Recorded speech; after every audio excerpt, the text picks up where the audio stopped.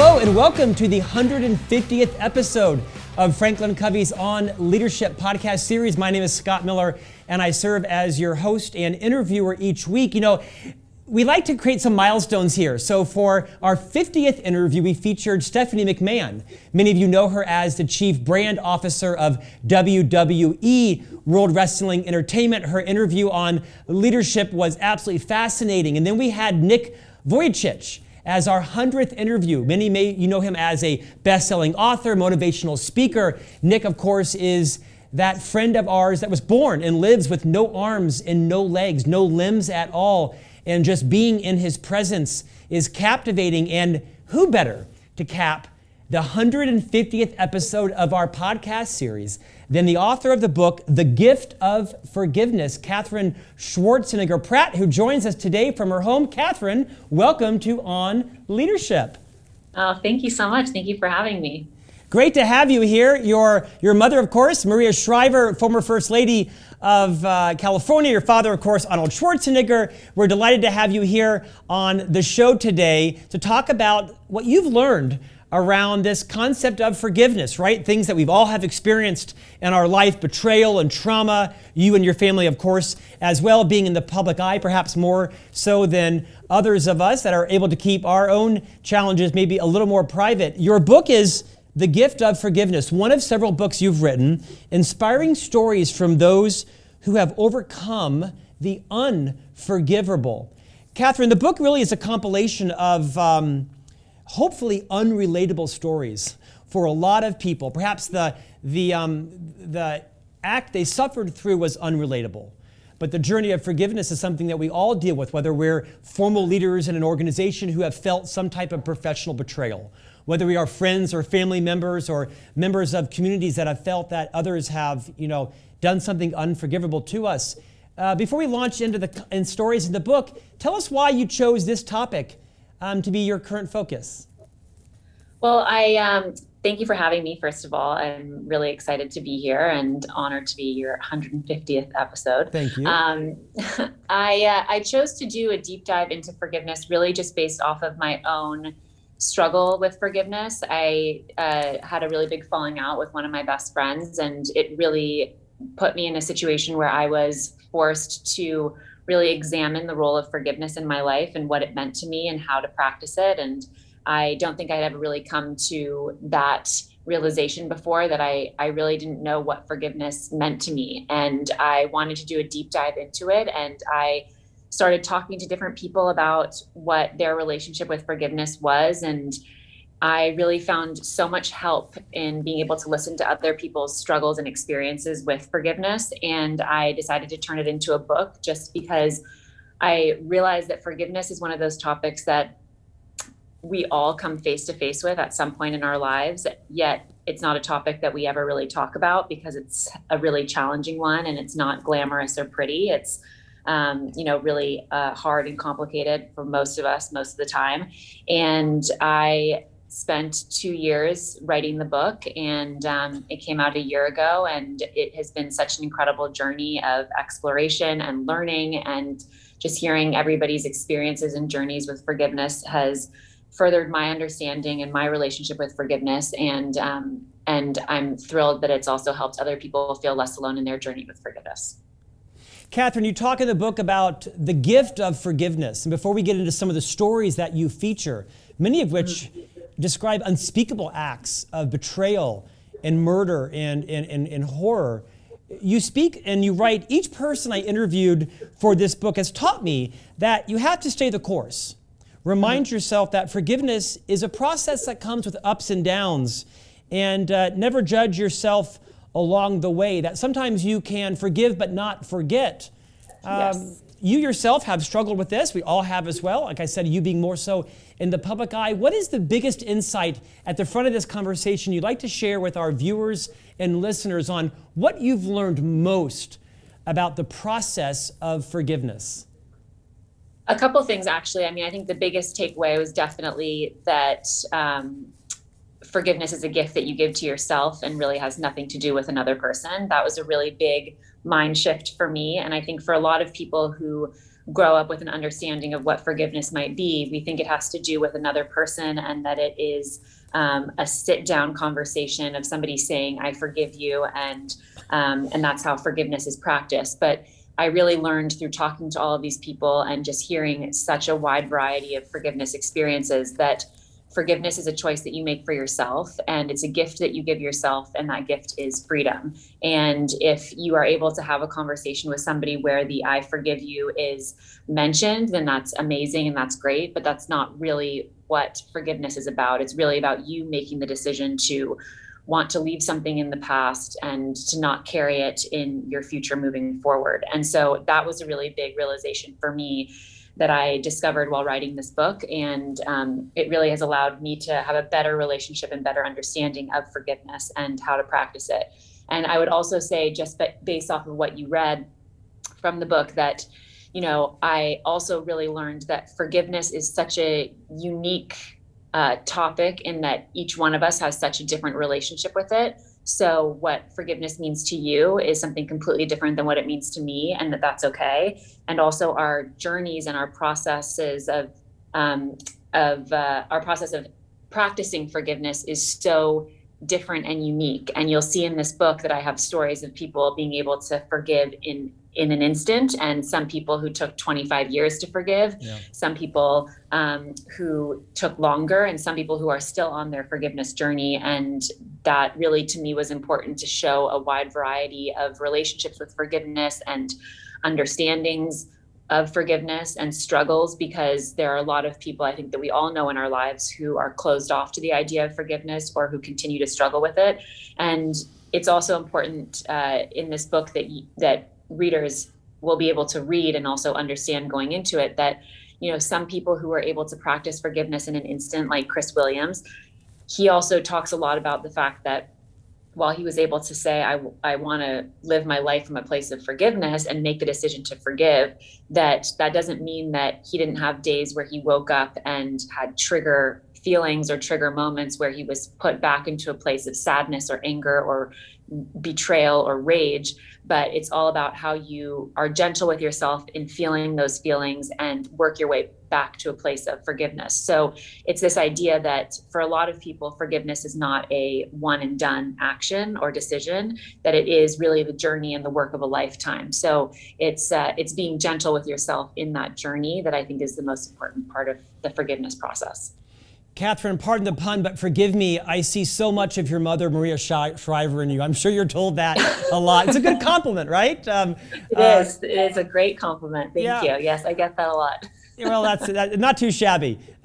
You feature 20 plus people in here, most of which we're fairly familiar with their story, or at least remember it. Take us back to 2015 in South Carolina. You feature Polly Sheppard's story. Of course, this involves the horrific shooting in that church where a young white man infiltrated, if you will, maybe the wrong term, a Bible study and shot and killed numerous people, African-American members of this community.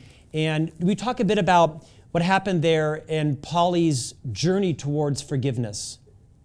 So Polly was an amazing person to talk to and to interview. And I watched an interview that she actually had done just shortly after the incident in 2015. And I was just in awe of her ability to forgive, and also just really felt that her view on forgiveness was really important to have in this book and for people to hear and to read, and to just be able to learn something from her forgiveness experience and her journey. She spoke about forgiveness in such a matter-of-fact way, like it wasn't even an option to not forgive.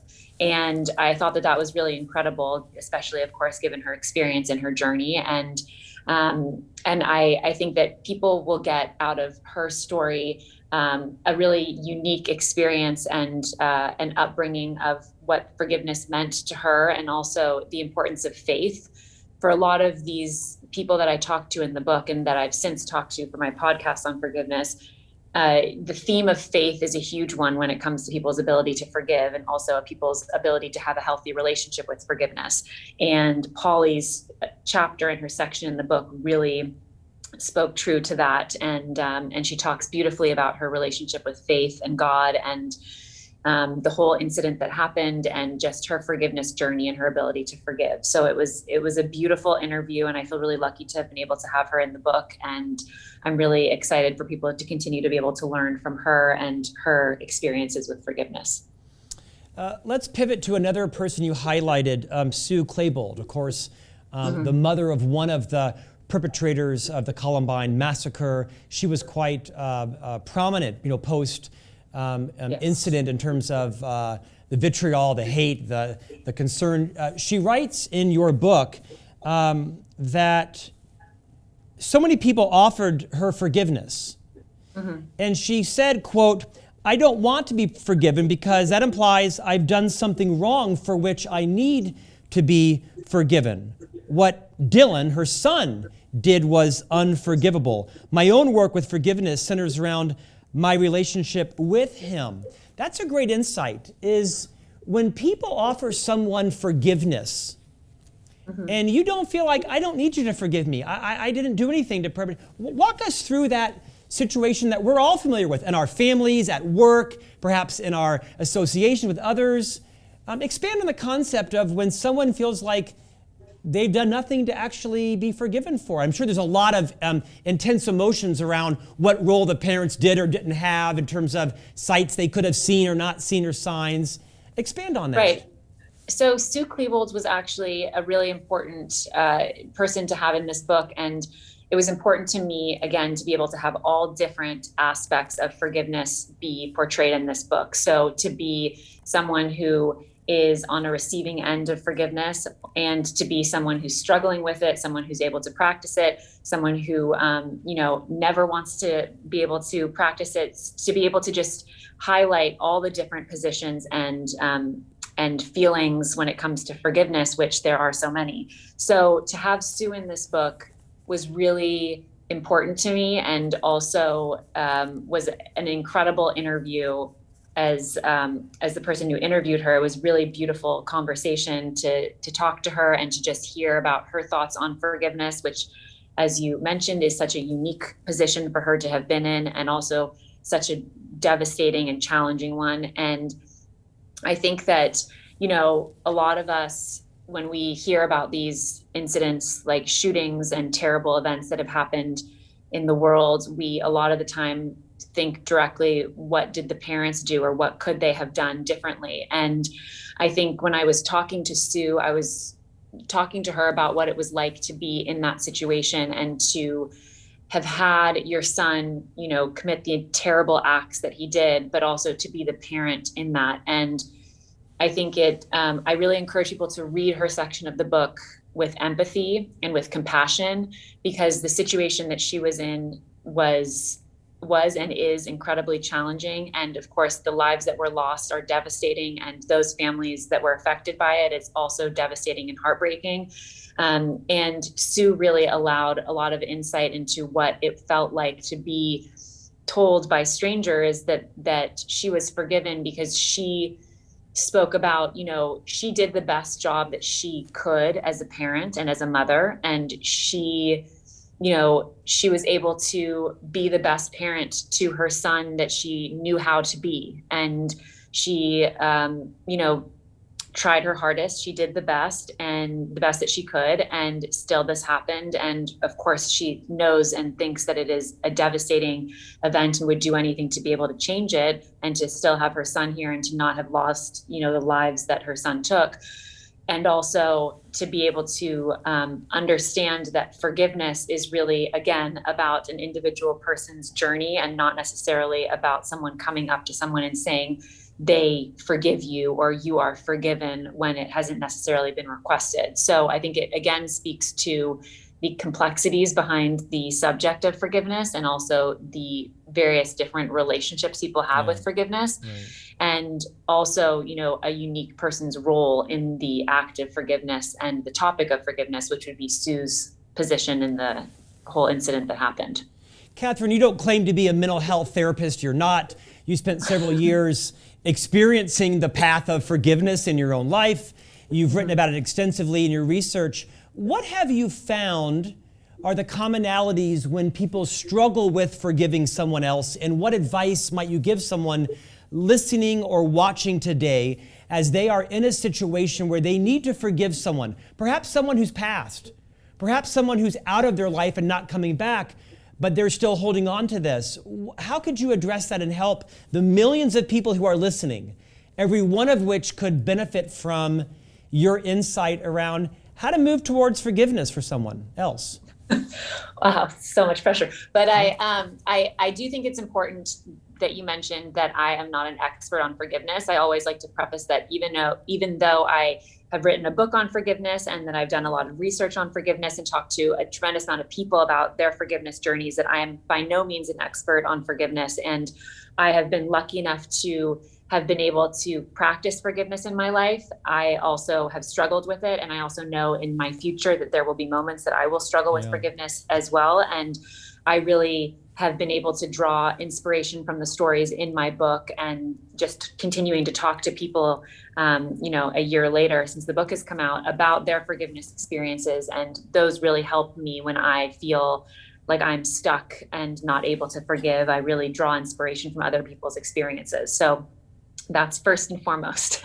I would say that a lot of people, when you do a book on forgiveness, people say, what are the 3 quick hacks on being able to forgive or to practice forgiveness? And the unfortunate answer is that there isn't 3 quick steps on how to forgive, because everyone's relationship with forgiveness and situation when it comes to being given the opportunity to practice forgiveness is so unique and so different and so complicated.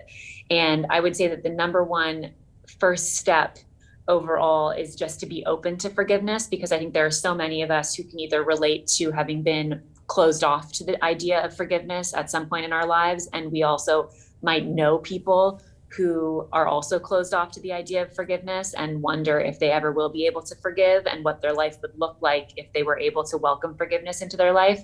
So the first step is just to be open to it. And I think if you're listening to this podcast episode, if you're, interested in picking up a book on forgiveness, that you're already there. So to be aware that that's a great first step. And I think just overall, the themes that I would say are reassuring and encouraging when it comes to the topic of forgiveness is that while there is no manual or toolbook on how to practice forgiveness, that while that can be really daunting and scary, it's also really encouraging, because there is no right or wrong way to forgive. There's only your way to forgive. And to be gentle with yourself in that process, because it is a really challenging process for so many people. And it is, again, something that you need to make the decision to live in a place of forgiveness every day when you wake up. For a lot of people, it isn't a one and done thing. It is the work of a lifetime. And it is something that you need to constantly remind yourself of when you get those, those feelings or those memories that might send you back to a place of feeling angry or hurt, that's okay. And that's all part of the journey of forgiveness. And it's all about how you handle those moments of being triggered or having anger or sadness or betrayal, and being able to work your way back to a place of forgiveness. And that's what the forgiveness journey is really all about. And then, as I said before, the most important theme that has come from this book is just really being able to allow people to understand that forgiveness is a gift that you give yourself, and it isn't about another person. It's really only about you. And if the person is no longer in your life, if they've, passed on, if you don't ever want to sit in the same room as them ever again, that you can still practice forgiveness, because it is just about you making the decision to move forward from something that's happened, to leave the baggage or the weight of anger or betrayal or sadness or hurt in the past, and to be able to make peace with it and move forward in your life, knowing that you might have moments where you feel like you're having a setback, but that's okay. And just making that decision is such a huge step in your forgiveness journey.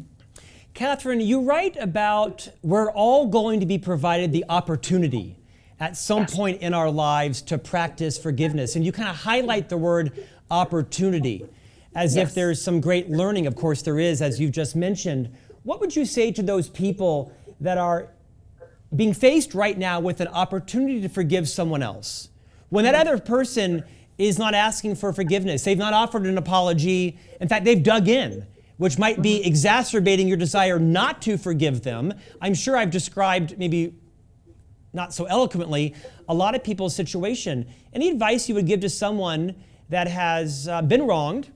The other person not only does not offer an apology, is in complete denial, and in fact might even be attacking them or perpetuating this situation. Any insight there? So when I came out with this book, a lot of people came to me and said, what if I feel like I can't forgive? What if I feel like forgiveness isn't an option for me, and that the hurt that I experienced is too intense, and the sadness and the heartbreak and, what has happened to me is unforgivable? And I always say to that, I understand that, and that's okay. And I get that, because there are things that happen to people that are unforgivable. And I think if you read this book, you will see that that is definitely shown in the pages of this book, of people coming face to face with what most of us consider to be unforgivable acts. And some of them have been able to forgive, and others are still struggling with forgiveness. So when anybody says to me, what if I can't forgive? I always say, I get that. That's totally fine. I'm not in a position to ever tell someone to hurry up and forgive. I would never do that. I would never even tell myself to hurry up and forgive, because forgiveness is, for a lot of us, as I said, the work of a lifetime, and it is a journey.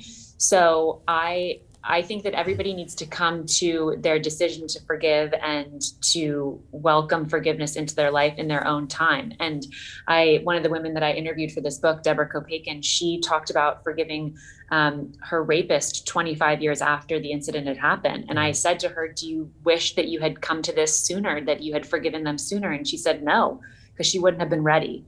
So I think that to me is also really encouraging to people who feel like this pressure to hurry up and forgive and move on in their life, when the reality is that, you need to come to it at your own time, your own comfort level, and when you feel ready.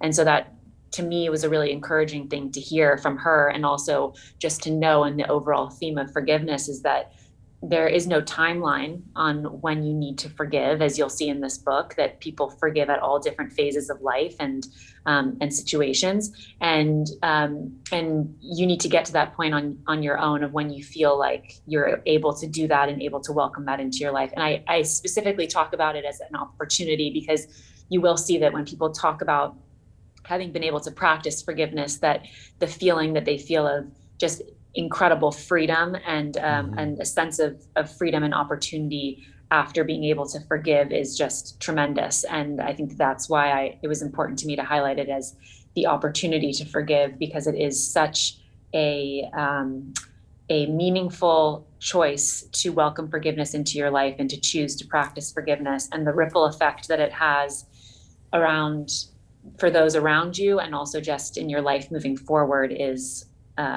truly remarkable.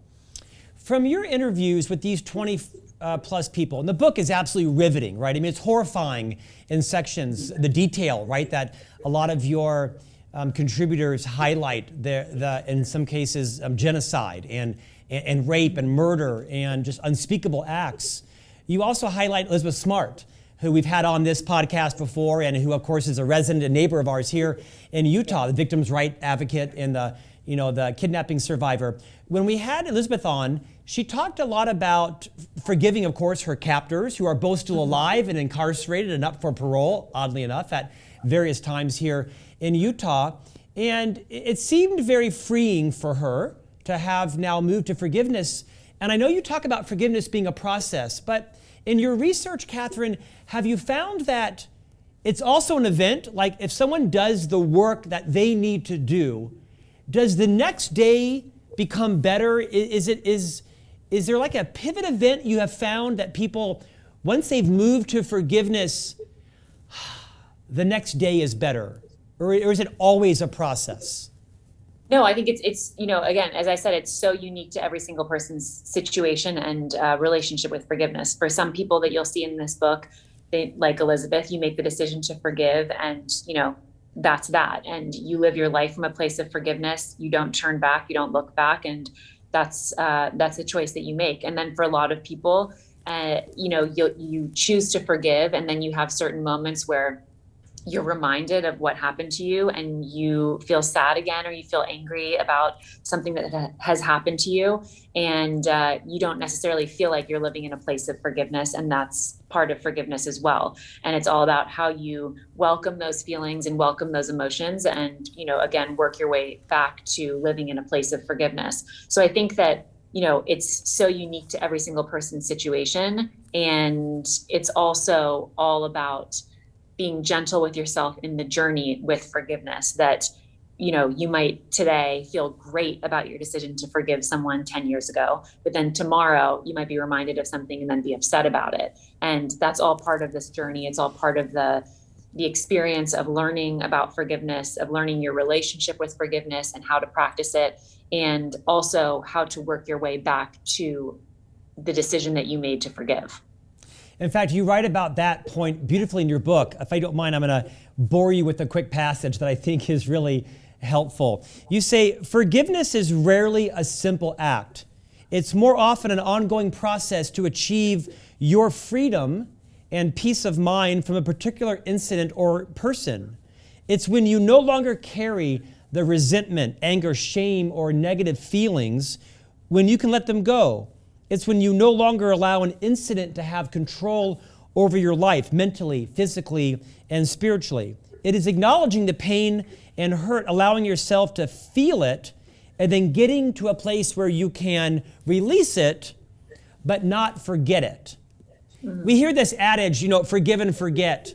Again, I know every situation is different. You've been careful to clarify that important nuance.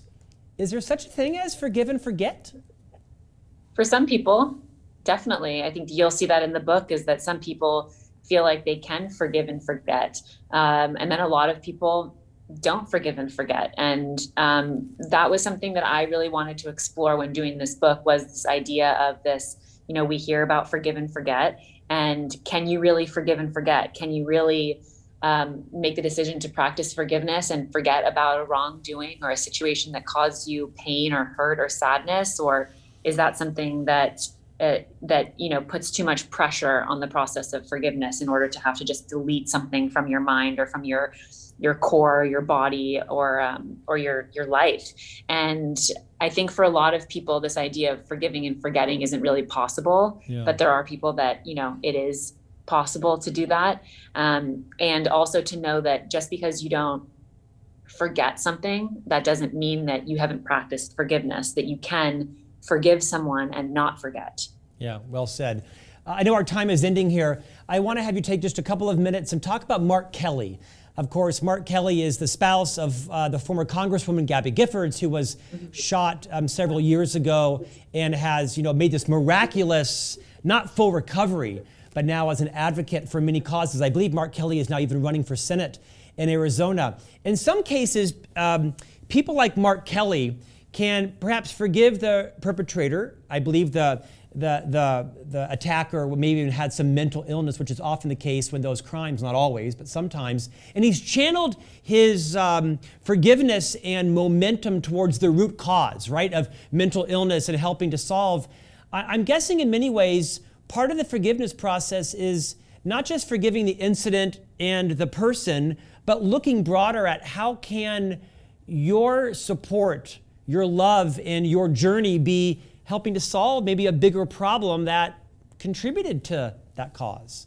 How do you get there? Well, I think you really see that in this book. A lot of the people that I've talked to have done just that, which is take a situation that has happened to them or to a loved one and have decided to make it their life's work to raise awareness about a specific situation, start an organization, write a book about it, speak about it from the heart, talk about forgiveness, and really to help other people be more aware of what they went through, and also to hopefully spare someone else from experiencing the exact same thing. So if you look at Elizabeth Smart, obviously she's a huge advocate for protecting children and writes books about it, speaks about it. Mark Kelly, the exact same thing, obviously is now in the Senate. Every single person has decided to really make it their life's work to talk about the situation that has happened to them and to be advocates for a particular issue, if it's gun violence, if it's mental health, if it's parenting, if it's, the Rwandan genocide, if it's relationship struggles, friendship betrayal. All of these people have really turned what has happened to them into part of their life's work and their life's mission. And so I think that is part of the forgiveness journey and part of their way of practicing forgiveness and also making peace with what has happened to them in order to move forward in their lives. Katherine, thanks for your time today. You've authored numerous books, you host podcasts, you're married, of course, to the much less famous Chris Pratt. What is on the horizon next for you? What should we look for from you next? Well, I am a new mommy, so that's my most important thing that I am focusing on right now. And then the paperback version of this book comes out on the 30th, which I'm really excited about. Yeah. And just continuing to be able to talk about forgiveness and spread awareness. And I also am hosting an Instagram series on my Instagram channel that I go live every Thursday it's called BDA Baby, Before, During, After Baby. And I'm really passionate about all of those conversations that I've been having about motherhood and new motherhood and so many other amazing topics. And we've had incredible guests on. So I'm really looking forward to continuing that and just feel really lucky and blessed to be able to do things that I'm so passionate about. Katherine, the book is The Gift of Forgiveness, Inspiring Stories from Those Who Have Overcome the Unforgivable. You are so poised and so elegant. Your parents have clearly done a great job of raising you, and congrats on being a new mother. Thank you for joining us today. Such a great conversation. Thank you so much. Thank you for having me. And for being our 150th guest. I know. Thank you. I'm just so honored. I mean, of all the things you've done in life, does anything compare to being 150 on Franklin Covey's podcast? I'm sure the answer is yes. I can't think of anything. Thank you again, Katherine.